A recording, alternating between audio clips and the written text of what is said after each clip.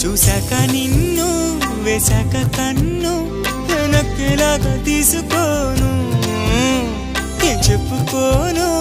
ఎడు తప్పుకోను నువ్వొద్దన్నా నేనొప్పుకోను నువ్వేసే గవ్వలాటలు మెలేసే గళ్ళబాటలు నీదాకా నన్ను రప్పించింది నువ్వేలేవమ్మా నిజంగా నెగ్గడం అంటే ఇష్టంగా ఓడడం అంతే